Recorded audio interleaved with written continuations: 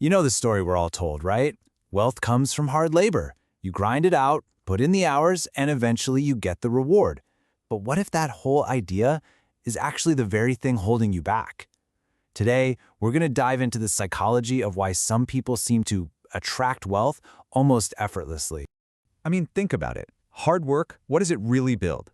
We're told to hustle, to endure. But endurance just makes you better at, well, enduring. It just builds repetition. But true magnetic wealth, that's not about doing the same thing over and over again. Nope, it's about reinvention, a fundamental shift in your entire way of being. Okay, so let's just tackle this beast head-on.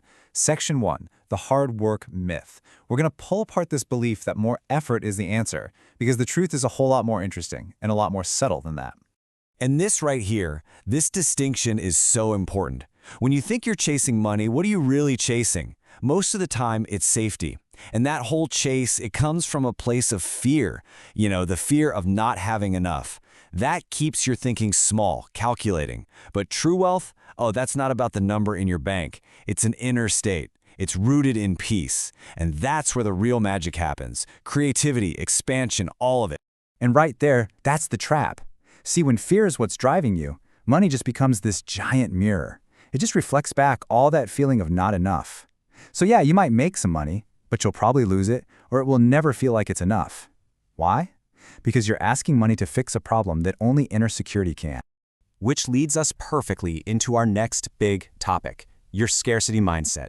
Because let's be real, the biggest thing stopping you isn't out there. It's in here. It's the stuff we carry around in our own heads.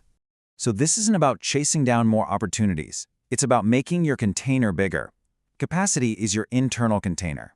Can you actually hold more success, more money, more ease, without totally freaking out and hitting the self-destruct button? You know, can you just take a compliment or a bonus and just say thank you without feeling all weird and guilty? Can you grow without feeling like you need to apologize for it? That's capacity.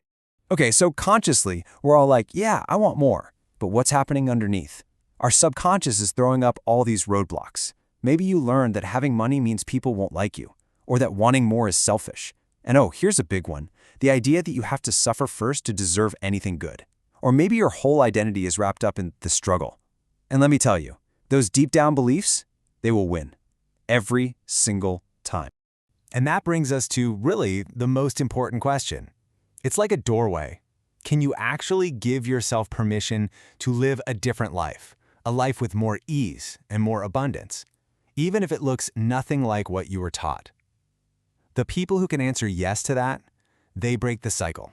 The ones who can't, well, they just keep repeating it. All right, this brings us to the absolute core of what we're talking about today, the energy of wealth. And hey, before you think this is some woo-woo stuff, hang on. This isn't about magic. It's the idea that your financial reality isn't just about what you do. It's about your consistent emotional state, the frequency you're operating from day in and day out. So, what are we even talking about with this frequency thing? First off, it's not about slapping on a fake smile. No, it's a genuine feeling. It's this deep, calm certainty. It's a feeling of being open, of trusting that good things are coming your way, instead of feeling like you have to desperately chase after them. That is the signal you're sending out. And here's how it works. It's a direct feedback loop. If you're constantly sending out signals of fear, doubt, and resentment around money, guess what your reality sends back? Lack, limitation. It's not a punishment, it's just a reflection. But when you can truly, genuinely feel that calm, that certainty, that openness, you start getting a different reflection. You start seeing abundance and opportunity everywhere. And this is why just work harder is terrible advice. You simply cannot out-hustle a core belief that says, I'm not worthy. It's impossible. Your subconscious identity will always, always win. It will drag your reality right back to what it believes is true. So the real work? It's not on your to-do list. It's on your identity.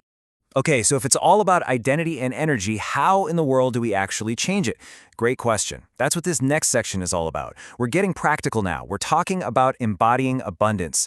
This is the how-to for building that internal state that's actually ready for wealth. Here are 4 steps to start unlearning that whole struggle mindset. It's simple, but man, is it powerful. First, just start noticing that little voice in your head, the one that whispers, careful, don't get too comfortable. That voice isn't your enemy, it's just an old security guard. So, step 2, Thank it. Seriously, say thanks. I know you were trying to keep me safe. Step 3, make a conscious choice. I'm going to spend my energy on feeling peaceful, not on scrambling to prove I'm good enough. And finally, step 4, curate your world. Surround yourself with people and things that feel like expansion, not just survival. And you have to understand this isn't just in your head, it's in your body. Your nervous system has probably been trained for years to think that struggle and chaos mean you're being productive, that you're safe. So when things get quiet and easy, it can actually feel scary. The real work is teaching your body on a deep cellular level that, hey, it's okay. Ease is safe now. So how do you know it's working?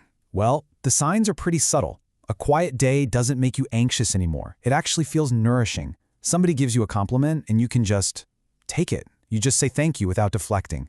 You stop feeling guilty for wanting more from life. And maybe the biggest one, you start to see your success as just the next natural step, not like you're betraying where you came from. Okay, this brings us to our final section. And honestly, it might be the most important one of all. It's time to talk about what the real goal is here. Because I have a feeling what we're all really chasing isn't what we think it is. So let's just get crystal clear about this. After everything we've talked about, the energy, the mindset, the capacity, it all points to this one simple truth. Money isn't the goal. The real goal is wholeness. It's that feeling of being complete and aligned and fundamentally safe inside yourself, a state that just doesn't operate from fear. This quote just nails it.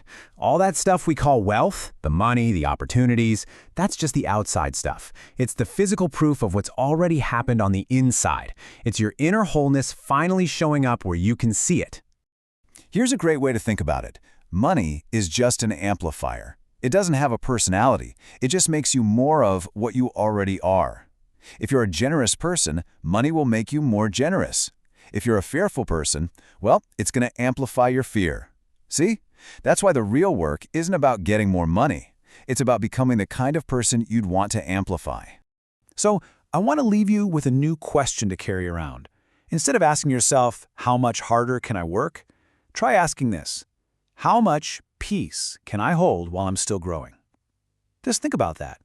That one question shifts everything. It changes your focus from force to flow, from struggle to serenity. And that really is the secret, isn't it? Real, lasting wealth, it's just a nervous system that has finally learned how to feel safe in abundance.